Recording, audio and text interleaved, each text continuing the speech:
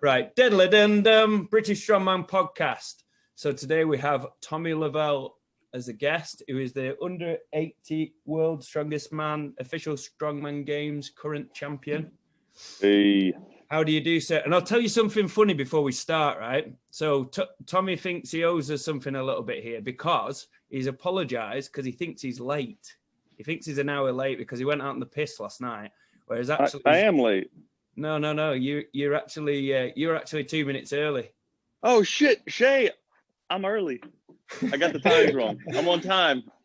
So Shane, he messaged me saying, "Oh, I'm sorry, man. I'm late. I can't believe it." I felt terrible. Yeah, because I was like, dude, I'm never fucking late for shit. I'm just never late. I'm always early. Yeah, I was a hairdresser for 17 years, and you have to be early for that shit. There was this saying like, early is on time is late, and late is unacceptable. So it's like. Well, you're still early, so it's all good. It's fucking, yeah. So I feel great. I mean, I look like shit and I feel like shit, but you know, what are you gonna do? So I said to him, he's better late than dead. But I wanted him to start this podcast with a little bit of guilt, actually. I love that. You fucking dick. but actually, he's all good. So let's start. I want to know more about you. Tell us about being a world champ. Being a champion, being a boss. Oh shit! I mean, well, I don't know what sort of thing you want to hear about it, because I mean, honestly, I don't think about it. So when did you decide that you wanted to be like, say, elite in strongman specifically, and like explain the journey, how it's got there, how long it's taken? All right, yeah. Because you look old as fuck, by the way. Yeah, and it's specifically today. Yeah, I'll be 39 in a couple weeks. So I guess for the guys that compete against, I am pretty old. I've always wanted to do strongman. I grew up watching it on TV when I was like 5, 6, 7, 8 years old, whatever. And I mean, it sounds ridiculous, but even at that time, I wanted to be elite at it. I just wanted to like fucking do it, you know, like I knew I could do it. I just didn't realize until 2015 that there was weight class strongman that even existed. I thought it was only a TV show. It was only for, you know, enormous guys lifting like enormous things. And so it wasn't until 2015 when I started just doing like normal training at the gym, you know, shit like that. And then I realized, well, I don't give a shit what I look like, right? Like, I don't care what I look like. I'm never going to get big. So let me just see how strong I can get. So started looking up, you know, how to get stronger. How do you get stronger? You squat, you deadlift. Okay. How do you fucking squat and deadlift? Okay. Oh, that's powerlifting. All right. Yeah. So maybe I should do powerlifting. And then, you know, I was listening to a podcast or reading a blog or some shit. And this guy was talking about, you should always have a competition on the horizon so that you always have something to aim for. I was like, okay, well, yeah, that's a great idea. I do like, you know, like short attainable goals. I like winning shit. I love being good at stuff. And almost immediately when I thought of getting into a powerlifting competition, I don't know, it occurred to me that I lived in New York City, so you know, we've got pretty much everything here. So I just Googled strongman NYC, because I was like, well, shit, if there's powerlifting for guys like me, there must be strongman for guys like me. And then sure enough, there was, and I just went and I mean, I wanted to be, maybe, you know what, maybe I didn't want to be elite at that point. Well, I mean, we all want to be elite, don't we? You know, you like listen to your favorite band and you imagine you're the dude on stage and everybody's like, oh man, this guy's so brilliant. Right? So, I mean, in that sense, yeah, like I always wanted to be elite, but I definitely wanted to compete from day one. And I'm very good at competition, generally speaking. You know, like in school, some people are just bad at taking tests. Like, I studied and I'm just, you know, like, and they're just bad at taking tests. So I'm the opposite. I happen to be like really good at taking tests, even if I don't study. So it's similar with competition. I'm just like good at competition. I really, like, the nerves don't get to me. Yeah. Somehow. I can relate to that. I thrive from competition. I love it. I love like doing stuff when it matters, like doing stuff on the dance floor. That's yeah, totally. Right. Yeah. So that's why you do it, right? Like, you know, I mean, I'll be completely honest and candid with you. It's kind of a sad thing to say. If I didn't win so much, I don't know that I would be doing it. I mean, and that's just the honest truth. You know, I won my first competition. I've won every No, that streak has been broken. I was gonna say I've won every competition I've been in, except one year I was coming up as I had an injury in my first year at OSG, and I had just won a 165 national championship, which is, what's that, like 72, 73 kilos, something like that. So I was a little smaller than the other guys, and I took 10th place that year. But I still counted as a win because I made it to day 3, so we still count it. But yeah, so in as far as elite, and if we consider elite winning, the world championship, I remember exactly when it happened. It was in I remember when I decided I wanted to win it, is what I mean. What was it? Dude, these years are all fucked up. It was 2019 that I won, right? I think. Yeah. 2019. So we had done, what is it? The Viking press. I took 10th in that event. In the amount of reps I got in taking 10th, I thought was like really good for me because I'm not a great presser. And then I had a few goals that year. I was just like, okay, I want to win the Deadlift Medley, and I want to make it to day 3. And there were like 1 or 2 guys that I don't like that I was just like, I just need to beat them. So I just want to beat who's that? Who's that? yeah. Who are the guys you don't like? Come on. Fucking never saying it. Never saying it. Because I have to like everybody now. Now I have to be nice to everyone. Yeah. By the way, yeah. So for anybody listening who hasn't seen seen the Deadlift Medley, go and look it up on Instagram or wherever. What did you do? 14 seconds was it? Yeah, just like 14.3 fucking 14 seconds. I don't know. I'm gonna try to get it down this year. Get it down a little lower. Yeah, amazing. So anyway, so we did the Viking press, and then we so I had those goals, right? I wanted to win the Deadlift Medley, and I think the Deadlift Medley was second on that first day, the second event. I could be wrong, doesn't matter. Just telling a story. And I was like, all right, here we go, doing the Deadlift Medley, and I just fucking crushed it. I mean, no one came close, and I was like, okay, good. There's one of my goals down, right? And then so the next day comes in. Yeah, so wait there. Let me just put it into context for people. So the Deadlift Medley was 206 kilos, 247 kilos, 265 kilos, 288 kilos. So he lifted those 4 bars in 14.3 seconds, which is pretty damn impressive. Sorry, keep going. What's your max pull then, Tommy?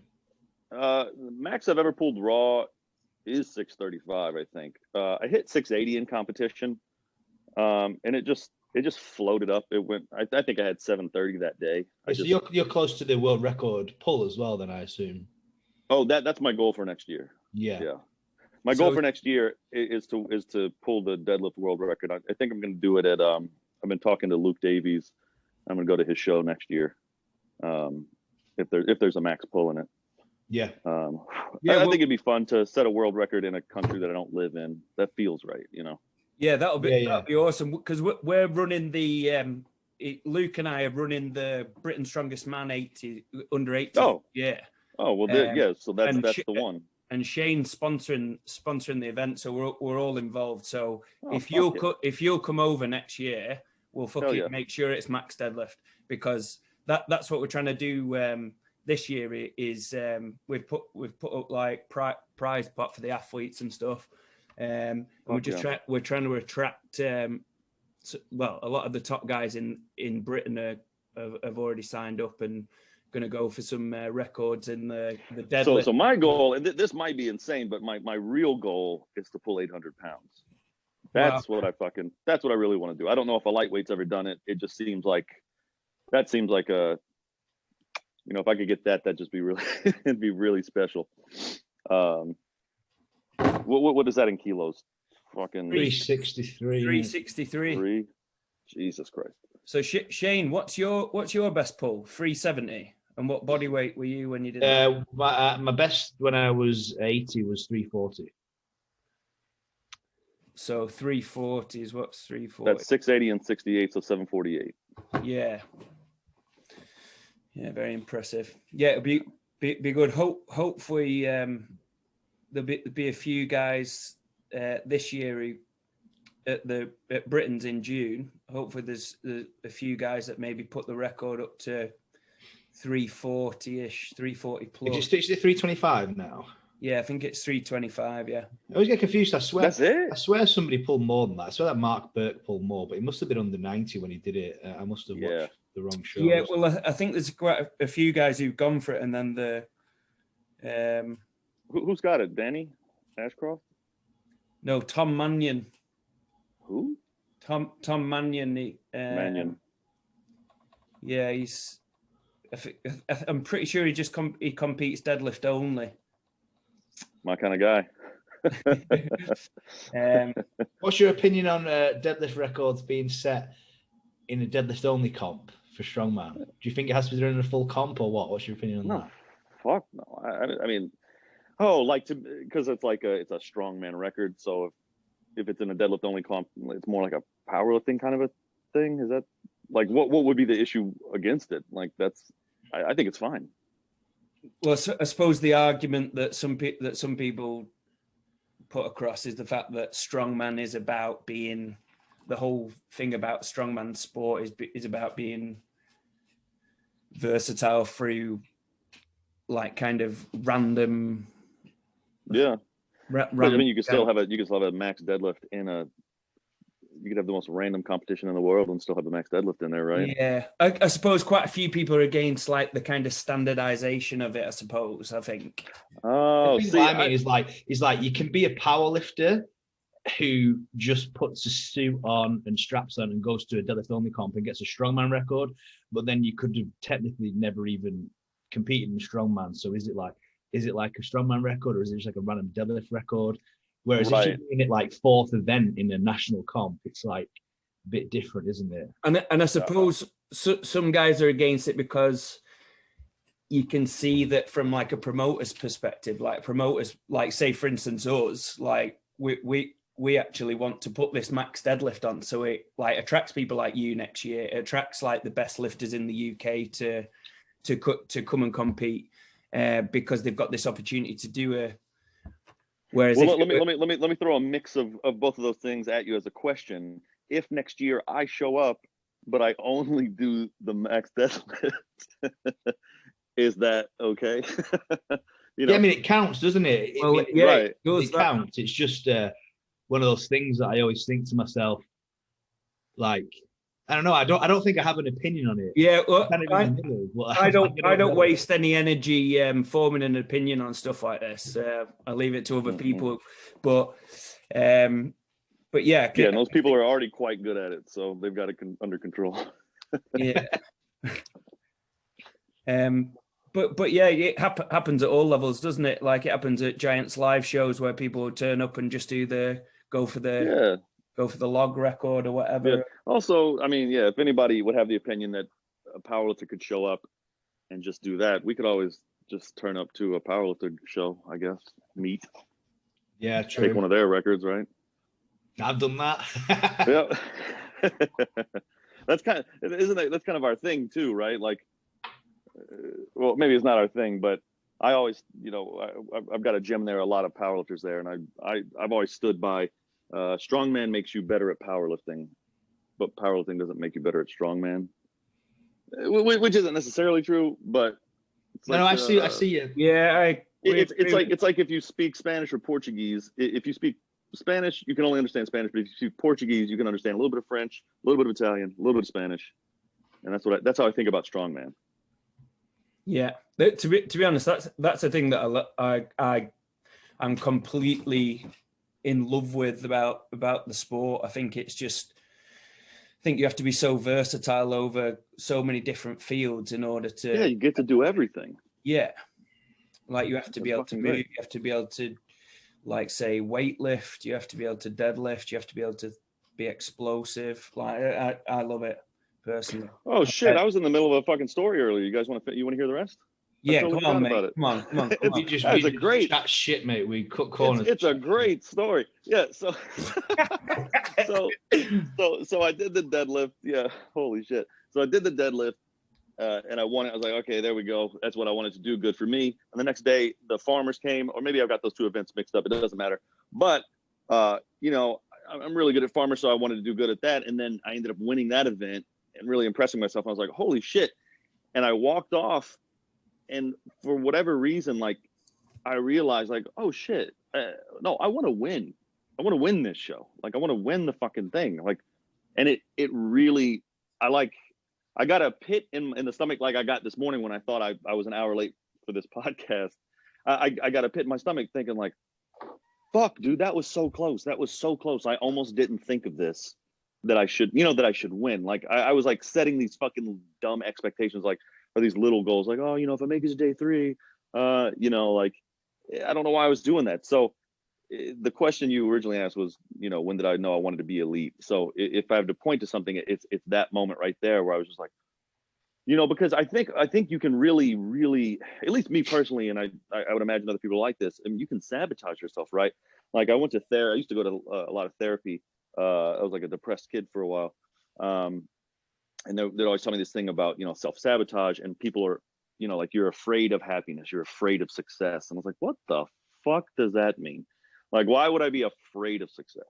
But I think it's true, like winning, being the best in the world at something's kind of fucking terrifying. It's really scary. And it's like, there are all these like little things that creep in your mind, like, do you deserve it? Like, oh, you don't fucking deserve this shit. But you're not, you don't realize it's happening. You just like, it's just really easy. It's way more comfortable to not win and to make excuses and to, like, it's a comfortable place to be. Like, took 4th, I'm gonna train so hard, I'm gonna do better next year. But yeah, if you win, like, it's just you out there all alone. It's fucking, so that, I feel like that's kind of what I was doing. And then I realized that was happening. I was like, fuck it, I gotta win. And I just, like, my whole attitude changed. I stopped, like, hanging out with my friends, and I just started pacing the arena like the whole day, that day and the next day. I can really relate to that story, because I remember when I first started strongman, I came from like kickboxing and shit, and I always won. Like, I always won when I was a kid. Yeah. Swimming and this and that, I was just used to winning. And then I did strongman, and I came like 5th in my first comp. No, it's 3rd actually, because I qualified to England's. And then I went to England's and came like 7th or something. And then I did this I did quite a lot of comps, and I was like 5th, 6th, 4th, and I wasn't really appreciating the long game. And I started kind of like, instead of going from that, like before when I first went to comp, I was like, I want to win this comp. But the first ever comp, I didn't even know who I was against. I was just like, I want to win. But I kind of kept getting knocked down a peg every time I came 5th and 6th. And then when I finally won my first comp, the Olympic Dragons comp, I remember like the next competition I was doing, I fucked up the first event, and my head went, and I was just like, oh, I think I fluked that comp. I can't this, I can't that. And I remember saying to General and Flash, it was, and a few other people that I still know now, I can't remember what I said, some bullshit about how I'm fucking shite and there's no point carrying on. And they all practically said at the same time, what the hell are you on about? You're the fucking dragon. Like, you're going to be fine. And that's when, I know it's like a cheesy little nickname, but that little moment always like sits in my brain, because whenever I start being a little bitch, I just remember like, no, I fucking won. That was because Dragons back in the day was like one of the biggest in the 90 comps. So to win it was like, it was just as big as winning a national title. And I remember just thinking, no, I am the fucking dragon. And then I went out in that comp to the next event, and I won the next like 3 events in a row, clawed all my points back. And then ever since then, going into competition, I always tell myself, you're the fucking dragon. You're not a little bit shame. He's got all these doubts and all these things, and you're planning for failure and shit. You're just going to go out there and smash it. And that was like a quick strongman career where I kind of like just a switch flipped, and it just built loads of momentum after that. And then I started really believing it. The more I showed myself and proved myself, I was actually good at this shit. I love it. Yeah, I love to hear that. So what? Yeah, it's fucking scary, man. So who are you going into, say, OSG this year? Who are knowing the events? Who do you think your biggest rivals are for taking your crown? Let's see. Oh, so this is I'll do it for you, but this is I don't ever do this. I just don't fucking watch other people. I don't pay attention. I don't give a shit. but But you do. yeah, but I do. So we won't tell anybody this, by the way. We won't let anybody know. yeah, thanks. Secret. I appreciate that. Yeah. So, I mean, so to be like completely honest, like I don't think anyone can beat me. I don't know that there's anyone that can beat me. But I think about it maybe like event to event, and then I start like playing. I don't really do the points thing. When I'm in competition, I hate hearing what place I'm in. I hate hearing points and stuff. I hate hearing how far I'm ahead or behind or whatever, because it doesn't do anything for my performance. So it just fills my fucking head, right? Nate Green is coming back. So to answer the question, the only person I'm really worried about is Nate Green, and I mean, he's a good dude. He's a friend. He trains at my gym. Yeah. And I'm not. This sounds like a dig, but it's not. I'm not worried about him because I think he can beat me. I'm worried about it because I didn't get a chance to beat him, if that makes sense. So he won in 2018. I won in 2019, but he wasn't there. So that always plays on my head a little bit. Like, well, shit, the dude who did, he wasn't there to defend it, and then I won. So did I win because of that? I mean, now the truth is, I won by like a 5-point spread, right? I was 5 points ahead of second place, and I beat all the people he beat the year before. So in my mind, I could have. But you start to think like, well, could you have though? Like, what if you were there? Like, what would have happened? But it doesn't matter. It's all bullshit, isn't it? Like you beat the best people who were there. No, absolutely. At the day, you're Yeah. the best. Like nobody can argue with that. Like, and there are stones this year, and he's really good at stones. And there's log. He's good at pressing. But I mean, I'm good at all of it except for pressing. So that's what I sort of think about.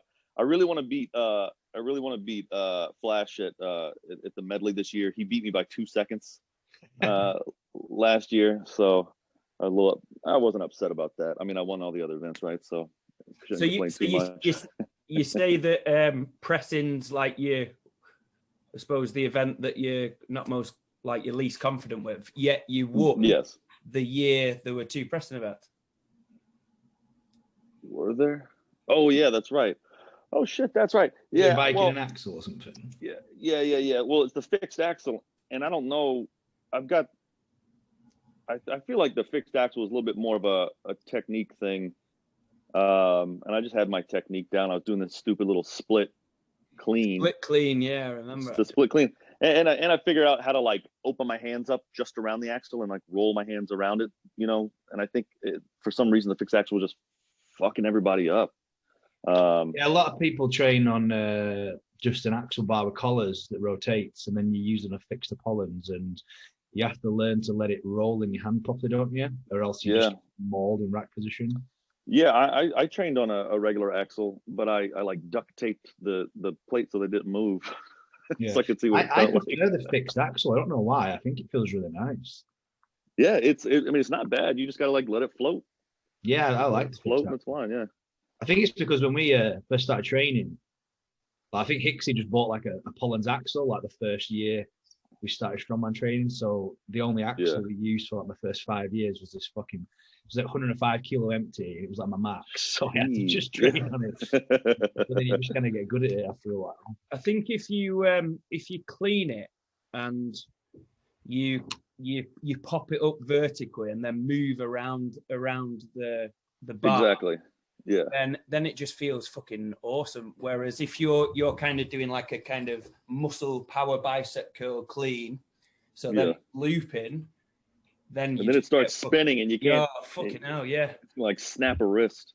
Yeah, we did it. I had one at the last time I competed. Actually, it was 100 key, so 220 on a fixed axle.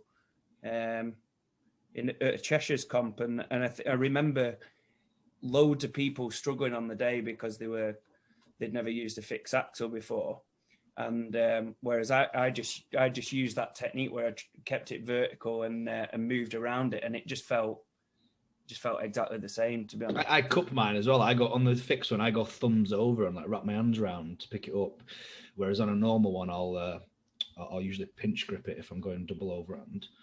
I find that's a bit nicer as well. And I love axle. I think it's class. Wait, you do what on the fixed axle with the thumbs? Yeah, it's like thumbs over, and on the clean. Yeah, on the clean, yeah. Double overhand thumbs over. Yeah, on the fixed axle. Works really well.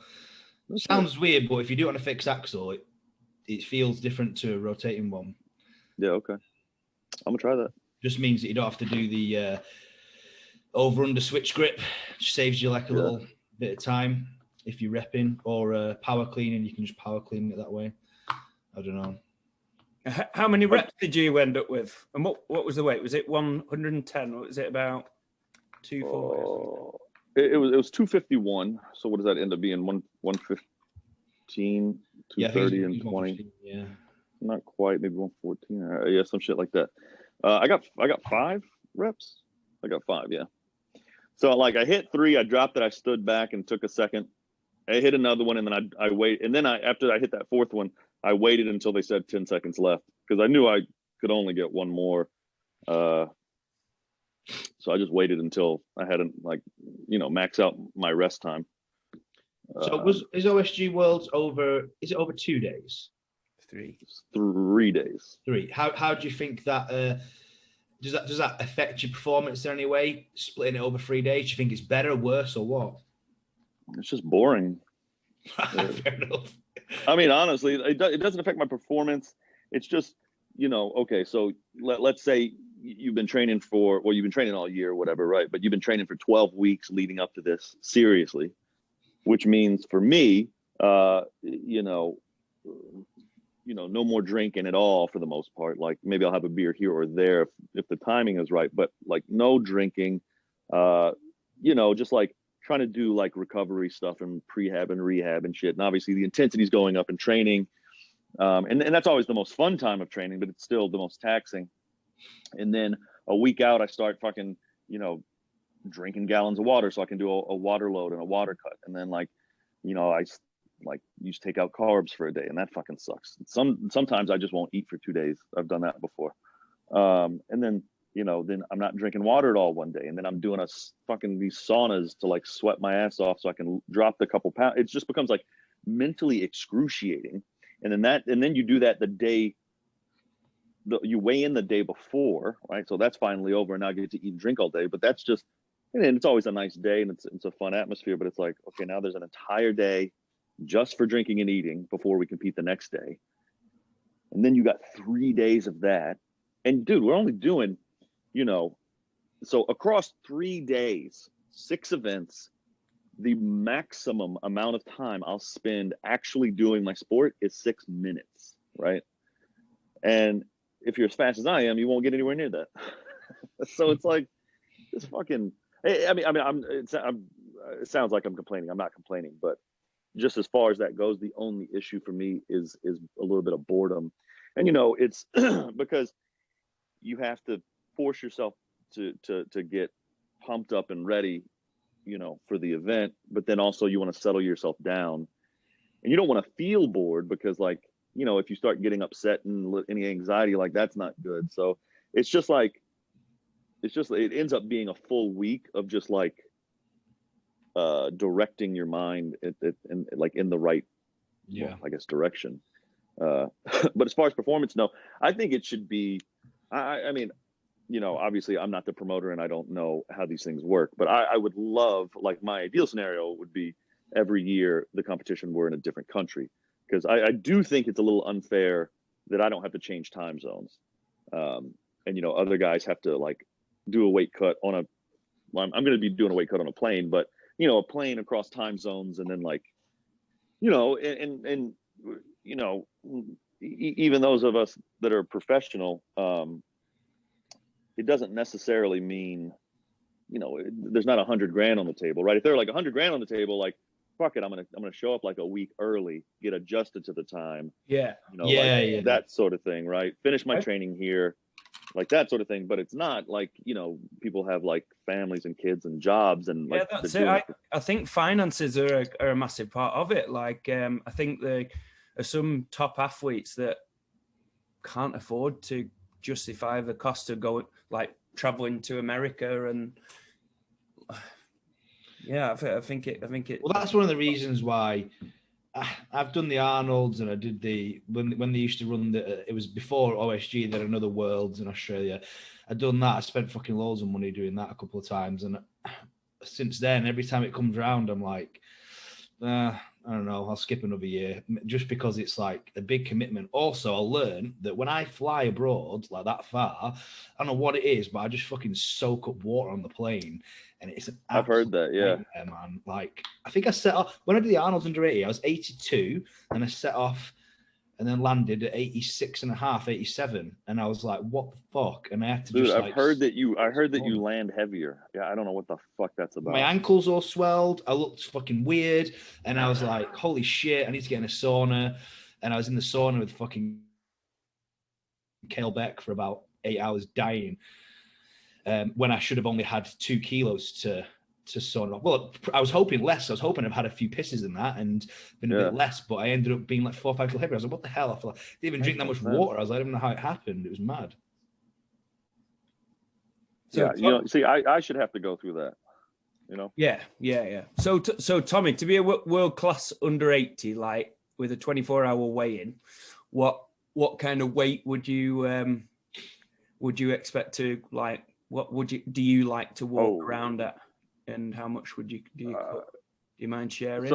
Yeah, no, of course. So in pounds, that's 80 kilos is 176. Right now I'm about 186. And I think ideally I'll be like 196. So basically I'll be like 90 kilos cut down to 80 kilos. I've actually never been 90 kilos at all. Never gotten to it on the scale, but somewhere around. When you say cut from 90 to 80, do you mean like a quick cut across 10 days, or do you mean like a deficit? Straight water cut. Right, no, okay. I'll eat full meals up until I stop eating like the day before. I'm not ectomorphic, but like I don't gain weight easily. It doesn't stay on. If I didn't take any drugs, I'd be 150 pounds. Like it's the only thing that'll put weight on me. Like it doesn't matter how much I eat. I've actually found, drugs are the only thing that keep any weight on me. I've actually found that force feeding myself all day long doesn't do too much for me. And I just don't enjoy that anyway. So I just eat kind of like a regular person now, for the most part. But yeah, so I'll be eating full meals. Like let's say the weigh-in, well, the weigh-in's going to be on a Thursday. So I'll eat full meals. And start, water loading Saturday or Sunday the week before, Monday, Tuesday. Tuesday I'll I'll still have full meals on Tuesday, and then Wednesday I probably just, won't eat. I'll take a thing to make me shit myself, and that's about it. But so I'll drop to 80. I'll eat fucking eat and drink all day after weigh-in, and I'll be back up to 90. But after that, I will have like permanently lost about 5 pounds. So like after it's all said and done, I'll get back on the scale, and let's say I was 195 at the beginning of it, I'll be down to 190. It just like my body wants to lose weight. So yeah, I can't do a slow diet down. Anything like that. I have to keep eating. So how many, just out of interest, because I found that a lot of Americans, from what I've seen, are just so much better at cutting water weight than the guys over here. So how many times have you done this? Is this something that you've done? Because I know a lot of people like wrestling and stuff in school that do cuts and stuff, or is this something you just picked up when you went in strongman? Just for strongman, yeah. Right, okay. I mean, it's pretty straightforward. I think the first thing I saw on it was Chris Duffin had like a protocol on kabuki strength, and it's pretty straightforward stuff. It's like, basically 1 or 2 gallons of water a day for like pretty much 5 days straight. On the last day, it's just it's distilled water instead of regular water. I don't fucking know why. And then he had the last liquid you drank at all was like a beer, a couple light beers, and that was because it's a diuretic and it'll help you pee, and also like a little treat to yourself because the next day is about to suck, I guess. Yeah. And that's the protocol that you use and you've used. Yeah. So what I've done in the past is 2 gallons of water a day. Like, so let's say weigh-in is on a Friday because the comp's on a Saturday. Saturday or Sunday the week before, I'll start with like a half gallon or a gallon of water, and then by Monday I'm doing 2 gallons of water a day. So I'll drink 2 full gallons on Monday, Tuesday, and then Wednesday I'll switch to the distilled water, and then Thursday I have no water and no food. And I've even gone so far as on Wednesday to have no food too. So I'll only drink water on Wednesday, have no food on Wednesday, no food or water on Thursday, and then I'll hit the sauna, either a steam room or a dry sauna. I prefer the dry sauna. So how I've much never done weight out of baths. interest would you have dropped prior to the sauna? So if I'm 195, I'll probably get to the sauna about 185. Right. Okay. So you still got another 9-10 pounds to. Yeah, I'll drop like a solid 7, 8, 9. Yeah, I might have another 10 to 12. Right, because this is just water. Yeah, it's just water, and then I'll take not citrulline malate. That's magnesium citrate. Magnesium citrate comes in this little bottle. Just drink it down, and then within 2 hours, but it sometimes takes up to 12 hours. It'll just like empty your fucking stomach of everything. Like you'll just shit it all out. So that's always great because sometimes the cut, it's just like kind of being brutal, and all of a sudden you're like, oh, I got to take a shit, and there goes 3 pounds, you know. Lovely. And at that point, I mean, it's not even solid. It's just water. Water coming out of your ass. Wow. Fair enough. So It's better than watching it sweat out slowly, though, isn't it? Oh my God! When you're fucking seriously, dying. dude, it's excruciating. But you know, I actually like. I was talking about this with my teammate. I mean, it's not really a team sport, but I call her my teammate, Rebecca Lorch. Because she competes as a lightweight. She's big for lightweight, so she has to cut weight, and she actually does. She's already starting, not her cut, but she's dieting down, trying to get to a place that she can do a cut from. You know, she's already starting that now. But we love having to do water cuts because they're so excruciating, and so mentally taxing. Not taxing, but like you have to be strong mentally. And if you don't have that, like, I don't know, I couldn't imagine not having to do that and compete. You know, so I'll not eat for a day. I'll not drink any water. I'm in the fucking sauna. I'm like, you know, going to a Zen-like place. Come on, like, dude, so I do 15 minutes in, 15 minutes out, 15 minutes in, 15 minutes out. And that about gets me a pound each time. So if I got 12 pounds to lose, or let's call it 10 pounds. If I got 10 pounds to lose, that's 30 minutes per pound, right?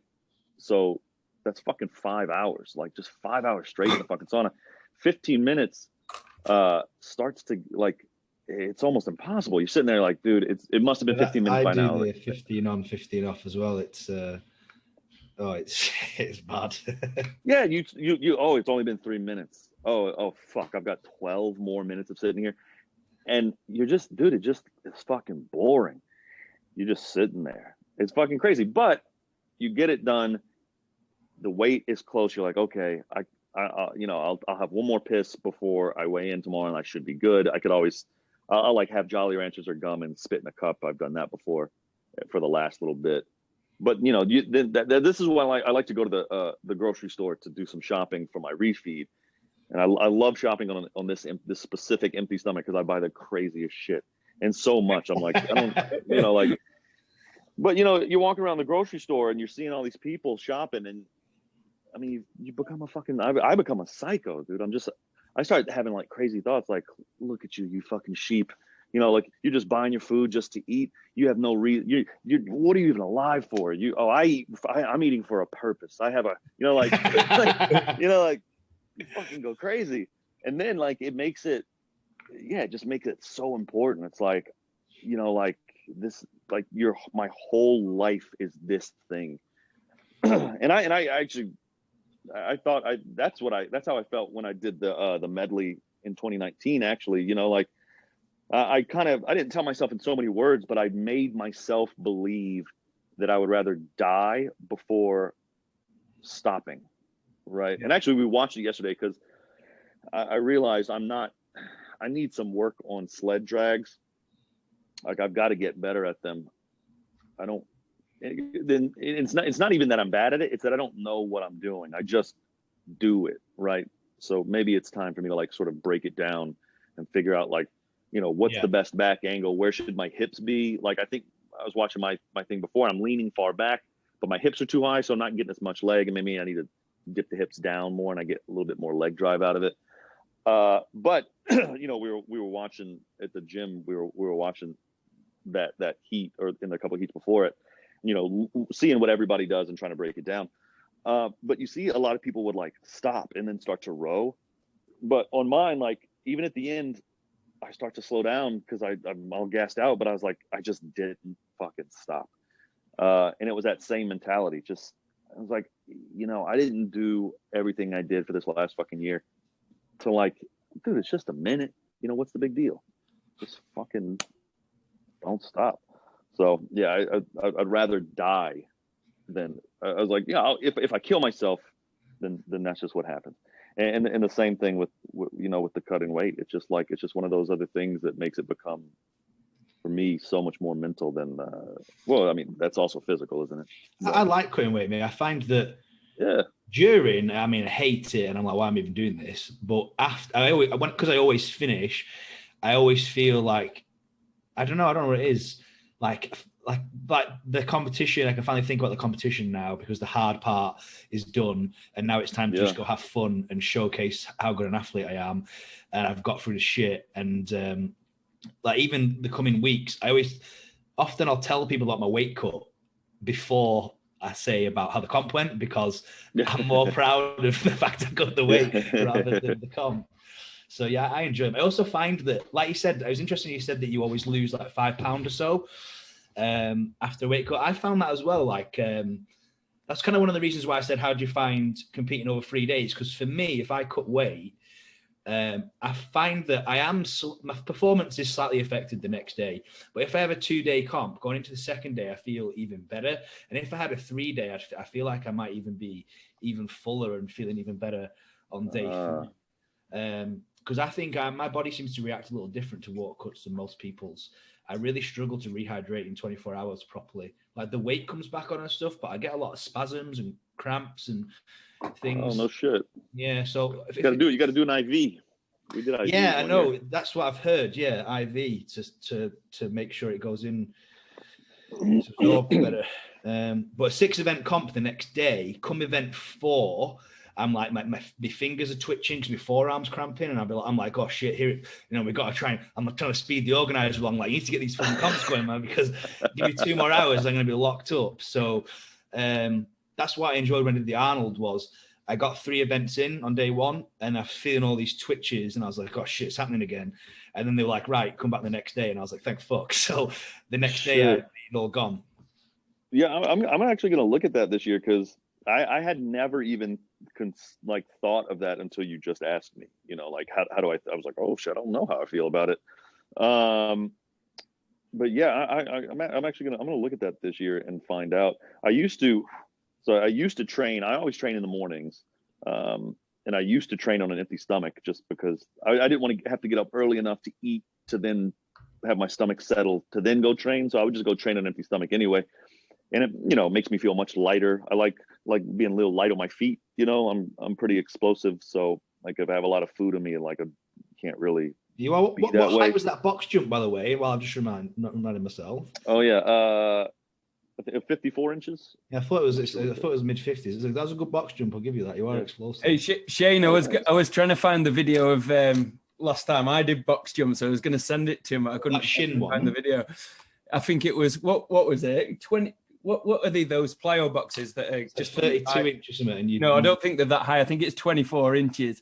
I tried to do that and I just fucking killed my shins and my shins are bleeding. I'll send you. Awful. I did a 36-inch one-footed box jump or one leg, whatever you call it. But I was wearing my fucking stupid ass Crocs. So I jumped one leg, 1 foot, jumped up, and my foot just caught just right, and my shin just scraped down. Oh, it was so fucking bad. But then I got it after that. But Yeah. So talking about the weight cutting, that's a goal that I want to do this year. As I keep thinking about it every day. I want to do at least one competition under 80. I'm thinking of maybe doing static monsters because we host that at my gym. So I'm thinking of doing that in October. And yeah. So what do you walk around at then? Well, at the minute I was like 89.5 after training yesterday. So that Instagram handle doesn't mean shit. 89.5. No, but usually, like say 6 months ago, I'd be like 97 kilos, and I'd be like, fuck. And that'd be fine for me to compete at under 90. Yeah. Whereas I've actually I'd done a bit of an experiment recently where I've just dieted down and got my weight down to be at a position where I could contemplate cutting for 80, if you will. And you don't feel like you've lost any performance. Now, Pardon? What did you say, Tommy? Sorry. Oh, losing all that weight, you don't feel like it's affected performance? Honestly, you've gotten stronger. I feel better. I feel fucking unbelievable. Like it's crazy. Like I actually feel better now than I did at like 94, 95. I feel like a lot more explosive and athletic. My recovery's better. My deadlift start position's more consistent and better. Yeah, that's true. I was a bit concerned about my, like, when I've dropped weight before in a phase, like I found that my log dropped off the most, and that was a bit like even so much when I've done a comp and I've gone from 95 to 90, I felt like a bit of a difference in my log rack position feels heavier, whereas now it just feels like brilliant. It feels great. Oh, it's good. So because I thought I might reach like a threshold at like say 90, 91, 92 where I started to feel a little bit weaker, and then I'd up my calories, whereas I've got to like 89, 90 and I just feel better. So I'm just going to keep going and maybe get to 86, 87 and reassess. For me, it was, the 86 marker was where I noticed a fucking bit of a threshold, if you want to call it that. So when I last dieted to 80, I felt strong as fuck at like 90 kilo. And then when I got to like 86, I was like, oh, why is everything getting... My deadlift went better though, but my log, I was like, why is this getting so hard? This is annoying. And then I look at videos of myself now and I'm like, oh shit, I was very small. That's why. Like, you just look like a different person. Yeah, that's funny, right? If you want to press big weight, you just have to be big. But for other stuff, like, like there's a diminishing return on weight gain, right? Like, you add 100 pounds, like obviously you're going to get a little stronger, but at a certain point it takes a long time for that strength to catch up to the weight, maybe. And to be fair, I think like with overhead, like my style of lifting, like I do the more like Olympic lifting, weightlifting technique than like my upper body strength is minimal to zero. But I suppose my timing and technique's pretty good with the log and the axle and dumbbell now. So I find that like losing muscle mass and losing size doesn't affect it as much as it did a few years ago. I think something that correlates well is the fact that this time while you've lost weight, you've really ramped your front squat, haven't you? Which I think has had that's helped a lot, actually. Dude, that front squat is so fucking important. Yeah, because you're just getting so much drive out of that log now. It's looking like that 115.5 you did.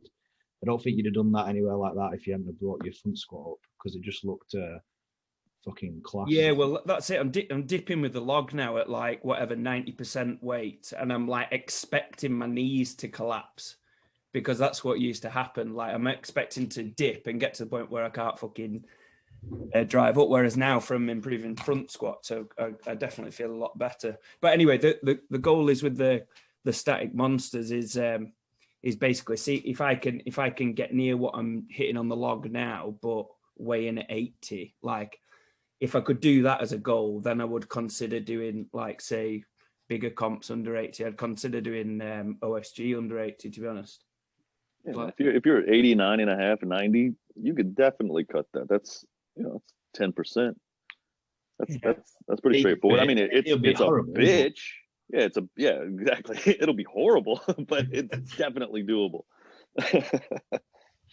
Yeah. So, I mean, with your strongman training, then, do you think that as an under 80 athlete, you've got to train a little different to say an open weight? Do you employ more kind of like explosive training and conditioning as a priority over kind of being a static machine, or do you think it's kind of quite similar? Well, you're probably going to hate my answer, but I have no idea. So I can't answer that specifically because, so my thing is I just have a coach and let them tell me what to fucking do. And I don't even know what I'm doing in the gym until I get there. And who coaches you? So for the longest time, I was coached by Devin Reese. And just recently, I'm being coached now by Alec Pagan. So his company RPE 11. He's also sponsoring. He's sponsoring the event. Yeah. So he's at the gym. He trains at my gym.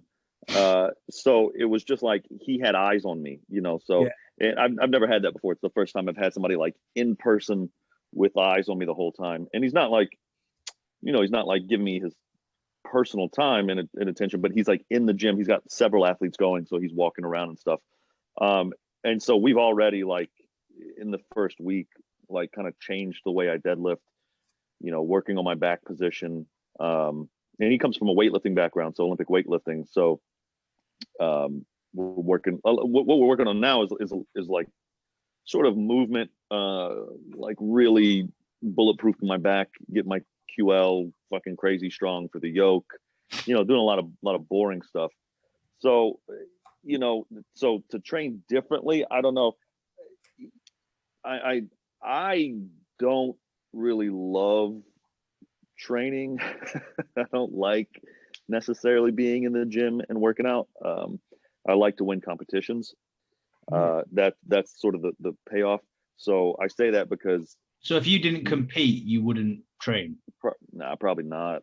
Crazy. That's why I can relate to that. I only go to the gym. The only bit that I can't relate to is winning competitions. But if I didn't compete in this is the reason why I compete in this, because it actually keeps me fit and healthy and well and stuff. Because I fucking hate going to the gym. Like I wouldn't be. Yeah. I wouldn't be going to do bicep curls and pec flies and stuff like that. It fucking. Whereas Shane's a proper gym bro. I fucking love gym, mate. I think it's class. See, I don't know. Like if I didn't have a competition, I would go and I'd be like, all right, here we go, fucking back and buys, 4 sets of 8 to 12, right? Like whatever. And I'd get to that third set of them and I'd hit 6 and I go, that's probably fine. I don't know. But like, whereas I was training for OSG last time and I had like another set of some shit to do and I was about to just bail and I thought, fuck, do you want to win this thing or not? I was like, God damn it. All right, fine. So I did my last set, like that sort of thing. But yeah, without that, I would have a hard time. I like doing, fun shit in the gym. And Devin told me that a while back when he was coaching me. He was like, I always try to give you something. I know you need some intensity in every block because you get bored and you need to have something fun to do. I was like, oh fuck yeah. That's how I train. Just max out. Yeah, I do. Love it. Like literally, I literally do. Yeah, but fun is just subjective to what you find fun, isn't it? So, yeah, totally. You know, I think I have fun when I get a back bro session on. I love it. Yeah. I think it's class. I Yeah, look at strength training yeah. like I look at it from more like I find it fascinating that you can do a certain thing and then change like the structure of a muscle and then do something else to make that stronger. And that's how I look at it. I know Josh looks at it different. Josh looks at it like, how can I put this log over my head in the most efficient way? Whereas I'm like, right, how can I get my triceps stronger as well as getting it? And then I kind of like, I love all aspects of it. I don't know. I just think training and everything about it's fucking fun. I think it's really class. Yeah. My philosophy is right. The sport, I've decided that I want to be good at it. I enjoy it. Right. How do I get more points? What's gonna eventually get me winning big competitions? And I look at it and I look at the point breakdown. What am I gonna get more points from doing? And then I break it down. And that's why I don't get like emotionally attached to. I see a lot of people like say, oh, you shouldn't belt clean, or you shouldn't wear a suit, or you wear straps, or like a lot of people get involved with the emotional side, whereas I don't have an emotional attachment at all to lifting. I just want to fucking lift the, like, get the most points at a comp any way possible. That's my kind of philosophy. I'm not bothered what I look like. I'm not bothered about being jacked, fat, strong. Well, weak, yeah, skinny, I realized bold. I'm not gonna ever look fucking awesome, so I gave up on that a long time ago. Yeah, but what if you thought to yourself, if I bring up this muscle group, I will have a better outcome in whatever event? Would you not then think to yourself, Oh, I do that. Yeah. So my mom was married to a professional bodybuilder for a while, so he owned a gym. So I actually did some training with him like years ago, when I was like 11 or 12 or something.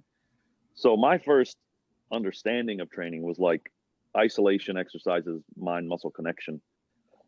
So I was actually working on that recently, like over the last 12 weeks. I was doing a ton of volume, and I was doing like pretty low weight, high rep,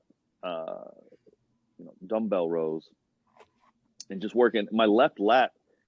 It kind of goes numb after about 3 or 4 reps, and then I can't really feel it. And so next thing you know, it's all biceps and like whatever rear delt, like whatever other muscles are like sort of take over, and I can't even feel it.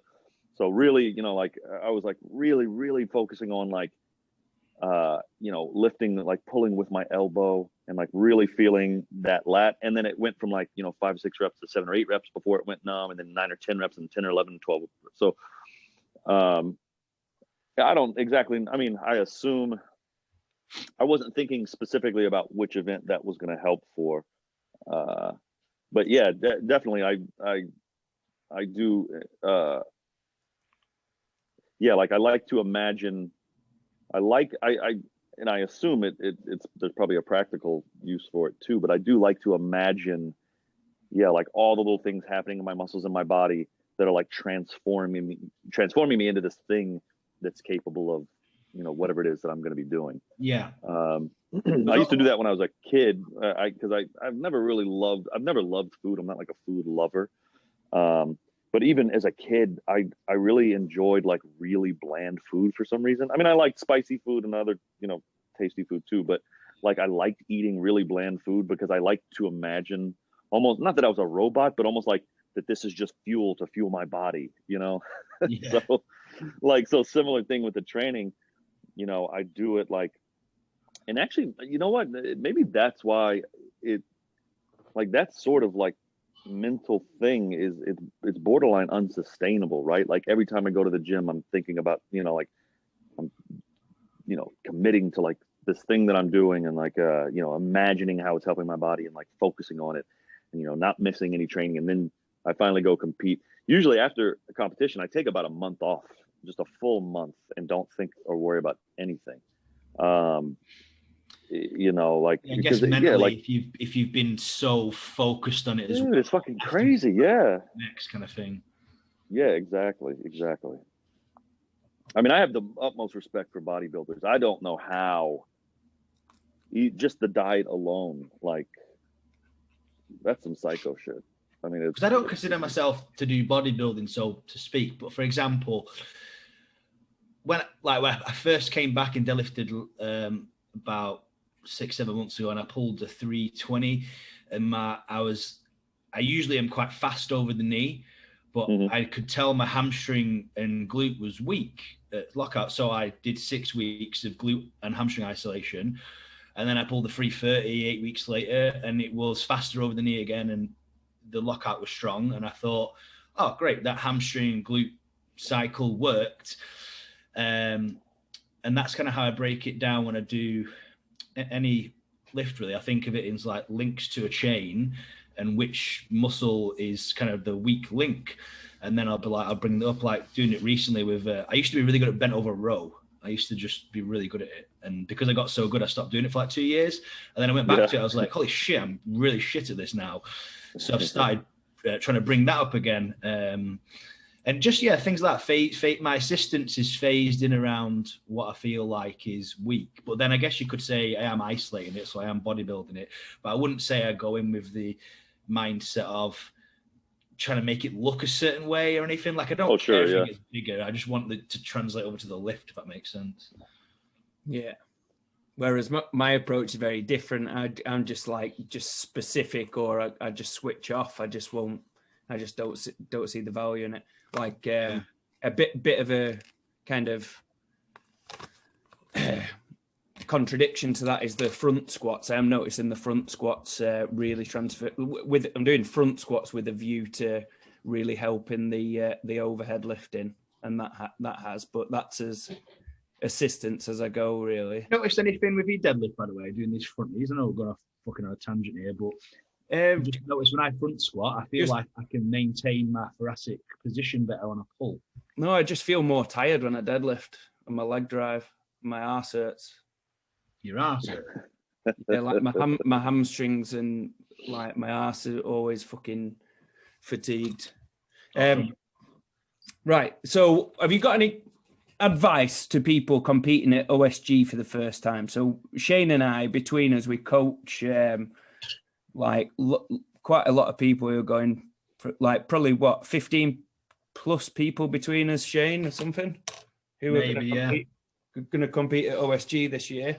Good. Like a lot of the guys who are going for the first time, including myself. Like, have you have covered quite a bit of this, like we're saying about the stuff that we've already talked about. But have you got anything like how for the whole, or even like people competing abroad for the first time? Or well, I've never done that, so I don't know. I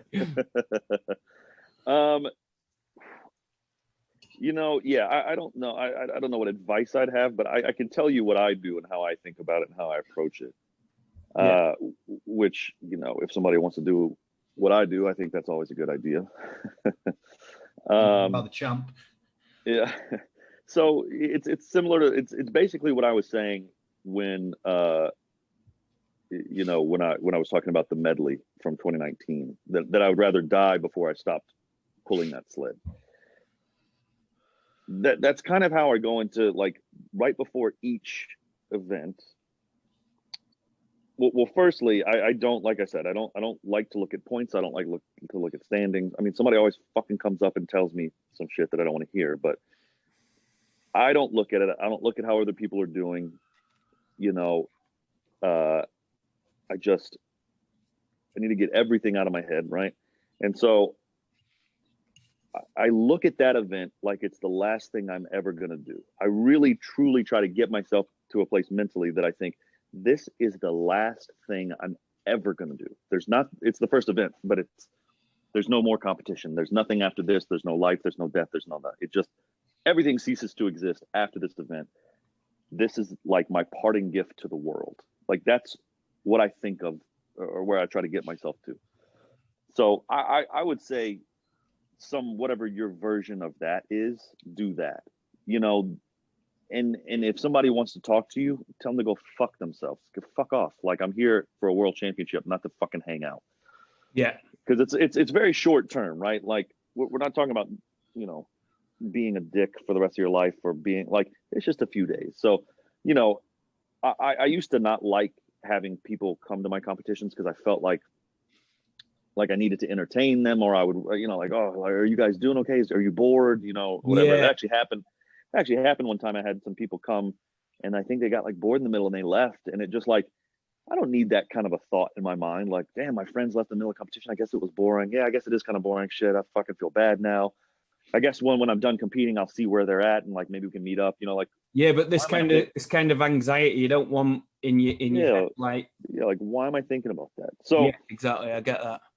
So the advice is like, take it as seriously as it is, or as seriously as you want to take it. You know, like you say, like it's your day as well. So be selfish. Exactly. Yeah, exactly. Like, and you can always see it. You know, like you can see someone, maybe there's someone that messes up, and they kind of look around, or they're not doing so well, and you can see them like maybe not feeling embarrassed, but like, you know, you can tell that there's something else going on than like focusing on that one thing. So just that, I would say, you know. Yeah, that has helped me personally develop as an athlete myself, like so much in the last year or couple of years or so, because I recognized that was happening because I own a gym. And I was like having that, and you've had the same thing, Shane, haven't you? Where as a gym owner, it's a gym owner thing, isn't it? You've got to you're on show. You've got to like if you're there training, but somebody else comes, like you feel like you've got to make sure you want to make sure that they're having a good time. So what I've done in the last year is I've built a gym next door to my gym, like literally next door, Shane, haven't I? Like it's like literally next door. So like people who train at my gym can train, and then I can go and train myself. Funny. And like I've never had to deal with that because I was a salon owner, and now I'm a gym owner. And before I was going to the gym for whatever reason, the time I went, just no one was there. I was literally alone in the gym. I wouldn't even put music on, and I was just like, I fucking loved it. Yeah. But now I own a gym. And I'm just like surrounded with people, and it's kind of it's kind of fucking crazy. I think especially when we start to really get toward like the meat of it, like 12 weeks out, something like that. My teammate Rebecca and her boyfriend, my coach Alec, they built a little gym in their backyard, so I'll probably be training in the backyard. I mean, I've got like this big new gym, but I'll probably end up training in a backyard just so I can like focus. Yeah, that makes sense. Like it's a weird phenomenon that some people struggle to relate to, but because you love being an athlete, but you also love being a gym owner. You both are the things you're so passionate about. But it's like the analogy of your friends coming to watch you compete. Like you love your friends and you love competing, but it's so fucking hard to mix them. And I actually think it really is. I actually think if you are mixing them, you might not realize, but you could actually be holding yourself back. Like maybe you don't care about it as much as you think. I just have to, Whereas if you learn to get tell systems people in place. Oh, sorry, Shane, go on. So I said I just have to be blunt and honest and tell people because, you know, when I'm training, you're training, and I just say to them, look, I know I coach you, I know this and all that, but like I'm about to do my set and you're asking me to help you. This is my time. You know, any other time of the day, ask. But, you know, when I'm in the gym, I'm training and I want it to be my time. And then as much as it sounds like you're a dick, like I say, sometimes you've got to be a dick sometimes, because otherwise it just will never get sorted and it will happen. I mean, it happened to me for like a year straight because I didn't dare say anything. And then when I finally started saying something, now I feel I enjoy going to my gym because I know people aren't going to pester me. Yeah. And I can just crack on. But like what Tommy was saying before, it's the discomfort of actually, why are you even thinking about that? That's kind of off-putting. Yeah. I find. Why for me, just saying it and telling everyone, I felt like a weight had been lifted. And I've been in a really good routine there for now. And it's like, I've actually started like scheduling my training. Like I have it on my calendar, and then I've told myself, and I don't always comply, but I've told myself that while I'm training, I won't work. You know, like because there's always something, right? Like we don't have a staff. It's a 24-hour gym, so it, you know, everybody needs to clean up after themselves, but you know, fucking people don't. So I'll be like in the middle of warming up and I'll just look over and I'll just see some shit out of place, or see some shit that I've told people a million times not to do. And then I'll just start getting like fucking pissed off, like these motherfuckers, you know, like, and then I'll be like, fuck, I'll deal with that later. I'm training right now. Just fucking get it out of my head. Yeah, you've definitely. It's hard to separate though, isn't it? It really, yeah, it really is. I mean, it really is. But so to finish off, tell us about your project. Tell us about the lightweights and what you aim to do with it. Let us know more, because we've got like the guys that listen to us will. A lot of these guys will be really interested in what so tell us about. So it's me and Rebecca Lorch and me. We're the lightweights. We're both lightweight, you know, strongmen. And you know, early on, it didn't really have a purpose. It was just, I was training for Worlds. She was training for Worlds. And I was like, well, let's just fucking, you know, let's train together and like, you know, have some fun.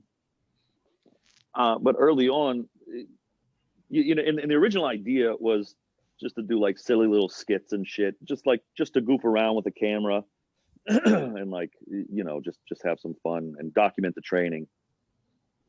But now, you know, it was actually a conversation we had with her boyfriend, Alec, and it's something I had never even thought about. And then once he said it, it was so obvious, you know, to me, was, well, wait, I don't know if you guys have seen it or not, but I just realized, you know, like people don't even know that like weight class strongman exists, right? Like I've wanted to do strongman my whole life, but it wasn't until 2015 that I even thought that it could happen. And you know, I'm a little bit older, so maybe it's a little different for me. It's not like there's not, you know, there wasn't like the internet and social media the way there is now. So it would have taken a lot more work for me to find it at that time. But you know, just like I've always thought this, because I would, you know, watch say the CrossFit Games documentaries, and they're just like so well produced, and like there's like stadiums filled with fucking people. And I was just like, I mean, you know, all respect, obviously a ton of respect to those top level CrossFit athletes. I mean, I think that's not shit I could ever even hope to do. It's like way beyond my capabilities. But I was just thinking, like, why are these people watching this? I mean, they should be watching strongman, you know. And I would think back to like the arena at 2019 OSG. There's like nobody in the fucking stands, you know. We're just like out there alone. And I wanted to figure out like how do you weigh those two things out? Like, how do you get more people watching strongman? And then obviously people know World's Strongest Man exists, but not, you know, that smaller weight classes exist. So what we're trying to do, I guess, is just, I mean, we're not doing it explicitly. It's not like we do anything explicitly to do this, but we want to like just bring more awareness that there is strongman, that, you know, like a regular ass fucking guy. Yeah, I suppose, you know, people like the regular person. You go to the shop or the grocery store or whatever you call it, and then and you ask somebody, like, what's strongman? What does strongman mean? And like they'll just describe to you these like kind of the stereotypical massive open weight, overweight guy that's whereas actually there's with strongman there's so much that the regular person can benefit from. It's like I've done like loads of sports my whole life, and this is the sport that actually I'm at my fittest, my strongest, my most mobile, most explosive. I just feel like at my physical peak now compared to when I played football, rugby, tennis, squash, anything. Whereas when I got into it, like people told me that, oh, you won't be able to do this if you lift weights, or you won't be able to run if you lift weights, or you won't be able to, or you'll be muscle bound, or Do you understand what I mean? Like these kind of stigma Yeah, no, of course, that's actually will know it can lead to that if you go down that path that those big guys are doing, but you don't have to. Like you can be successful. Like you can be strong as fuck. You can be explosive as hell. Just being a regular guy. Like I like actually going out at the weekend with my family and like going to the park and people looking at me and meeting new people and them not know, like they don't look at me and think I'm beating strongman. They just think I'm a normal guy, and I really like that. I'll see. I want everyone. Strongman in the lightweights. It's been a bit. I feel like it's been a bit stagnant for a little while. Yeah, like he hasn't grown much in the last kind of 5 years or so. So if you guys watched on our YouTube channel the conversation we had with Alec Pagan, I did a little bit of a clickbait title, and I said, "Should World's Strongest Man be dissolved?" Yeah, I saw that. Yeah, so Alec has this argument, and I mean, I stand by it. I think it makes sense.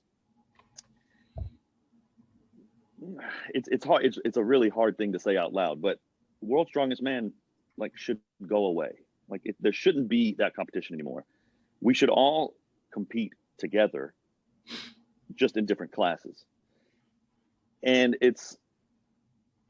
it'll never happen, which is fine. But me as an 80 kilogram strongman, right, winning a world championship, I don't think is any different than say Novikov winning or Eddie Hall winning or fucking Thor or anyone.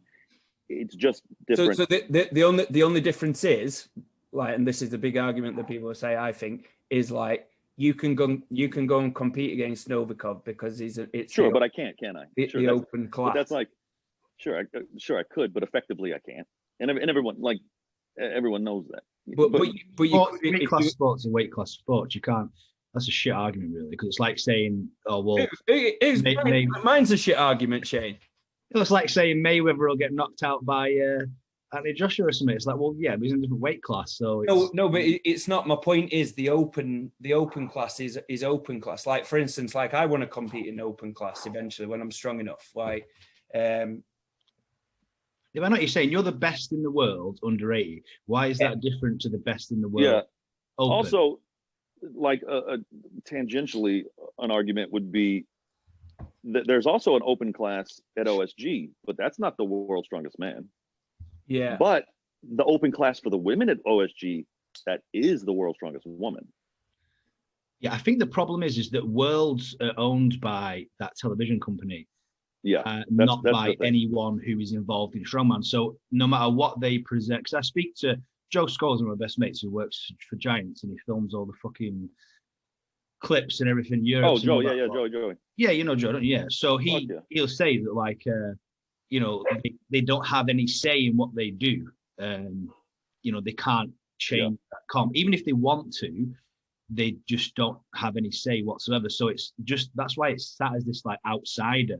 Yeah. And you can't change. And just to be completely clear, I'm not trying to just big myself up for no reason and be like, I deserve more attention, nothing like that. But it's not bigging yourself up, it's bigging the weight classes up as a whole. And I think what you end up getting is the sport as a whole grows, right?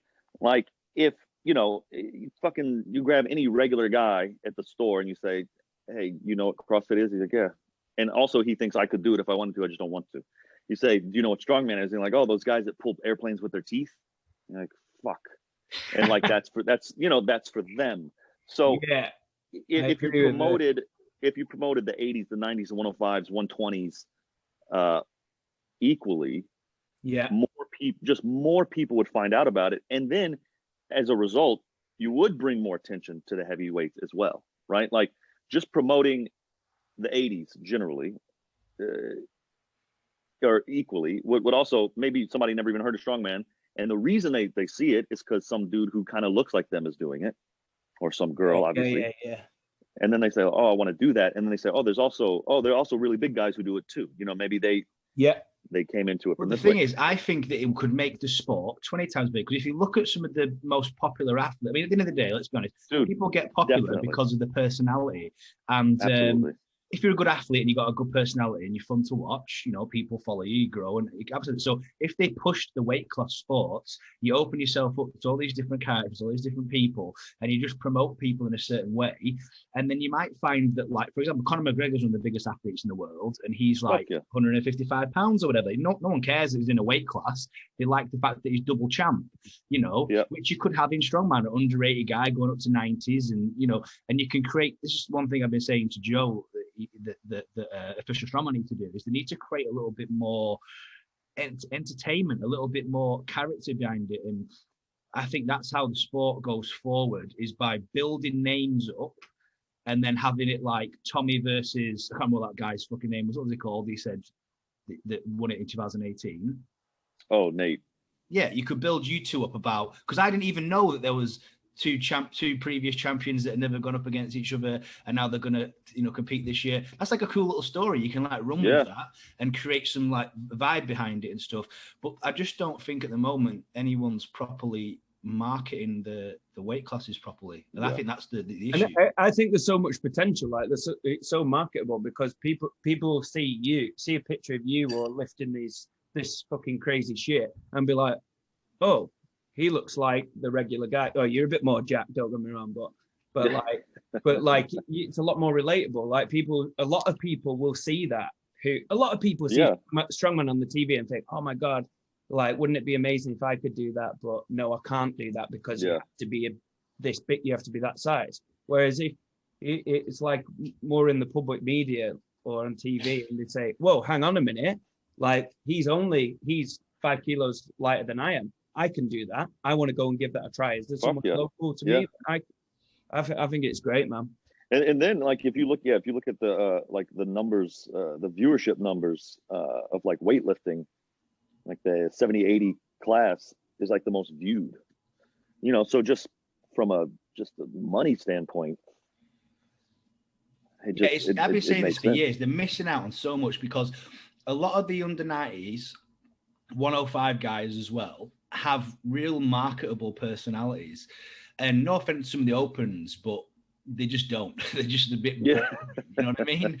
You get the odd one or two, but a lot of them are just a bit boring. And the 90s guys, whenever I speak to 90s or 80s or 105ers, they're always different characters, loads of different backgrounds. And I think if you just built upon it, it'll be fucking class. But obviously you need to create a platform to be able to do that, which is why I wanted official strongman to, because they've already got a pretty decent platform to do it. They're just not really doing it. Well, tell Joey to stop fucking posting you training Mark Felix and put me on there. This is the problem. He doesn't get the, you know what I mean? He's not allowed to do stuff like that. He doesn't have full say in it. So I already gave him shit. I think I drunk one night. I was like, cut this shit out, man. Put me up. So to be fair, I mean, we're being active with getting the lightweight stuff up. With me and Jane. You guys, Anthony Furman doing it with the 105s. Yeah. That clash on the coast. That's going to be good. Fuck yeah. Like people said to me about this Britain's idea that we said. They said, "Oh yeah, sounds good, but you won't get entries. You won't get. You guys are already up to like 40, right? I've got 38 paid entries. Yeah. So far, and we closed it like last week, and we're gonna open it up again for a day in like a month, 6 weeks before. And it's like out of nothing, we've produced what are we up to, about 1,500 pounds prize money, which is like in this country is for the weight classes has never been. Well, I love that you're doing it, because this was always my idea to do here, and I was going to start it next year, but seeing how successful you are, okay. Well, Joe Sco doesn't know it yet as well, but I have a plan for Britain's. I'm going to pay him for my gram to film the Brits under 80s. Fuck yeah. And edit it into like a bit of a highlights thing. Dude, follow a couple of the guys around. Couple of athlete interviews and that, Do like a little documentary, like a little that's little my mini idea, doc. Fuck yeah, that's what you. So that's to answer the question you asked me a long time ago. That is kind of the idea with the lightweights. I'm not doing a great job at it because I'm so busy and it's a lot of fucking work. Yeah. To train and to film and to edit. I'm doing it all myself. But the idea is, you know, like it'd be fucking sweet if fucking Rogue or SBD or whoever the fuck came out and like, you know, started filming me to like planning to make a documentary about OSG and, you know, like follow who the people they thought would win around so that they could, you know, have us in interviews and shit. Yeah. Nobody's going to fucking do that. So I'll just do it myself. So I've been trying to like film everything. And then hopefully at the end. Have you asked for any help or support? So no. Before the lightweights, I was working with this this other guy who's a director, and he convinced me that we should do a little documentary. So I just kind of want to document this year leading up to Worlds. You know, I had a back injury, and now I'm getting better. Yada yada yada. Defending my title, like make my own little thing. And the idea was to like shoot for about 6 months. And then sort of put a little something together and then shop it around to see if anybody wanted to support and like help move it forward. But you know, this was kind of like what I was thinking with the documentary for Brits was like, I kept saying to myself, somebody needs to like basically what I was just saying, somebody needs to get these athletes on screen, build up something and that. And I've got a pretty decent audience for the UK on my Instagram because I pretty much only target my following towards UK-based strongmen and powerlifters. So I know that it's like a good thing. And I thought to myself, you know what? Why don't I just fucking do it myself instead of waiting for somebody else to do it? So that's why I was like, I already had planned to basically travel around to different comps and just do it for my own gram, really. But I'd be filming these people, these comps for free, basically, and putting little highlights together just to help the competitions get more exposure and stuff. And then as soon as the Britain's under 80 thing came about, I was like, oh, that's an even fucking better opportunity because you've got a national title, deadlift world record attempts, you know, all these freaky athletes. I thought, what a great highlights video that'd be of like to showcase the under 80 sport, just get it out there and interview a few people and, you know, just make it something that you could sit down and watch almost like a TV show kind of thing. Like, dude, absolutely. Yeah. It'd be pretty cool. I'll watch the hell out of that. Yeah. So that's kind of what I want to do with Joe. I've not told him this yet though, but Joe, you got to do it. You got to do it, Joe. No, he will. He likes the sport. He likes growing the sport just as much as us. And he knows he's got, with his editing skills and what he can do, he knows can be a big part of it. So I'm sure he will. Right, I'm gonna have to wrap it up there. Have you got anything else to say, sir? While we have you on. No, you know, follow me, follow the lightweights. The lightweights is spelled LITE weights because the regular way was taken. Oh, so is this the Instagram page for the? Yeah, and it's on YouTube as well, isn't it? Yeah. So great to meet you, and it's nice to meet somebody who's like, our philosophies are seen quite aligned in a lot of ways, you know, like what we're saying about the sport in general and growing the sport and raising awareness and stuff.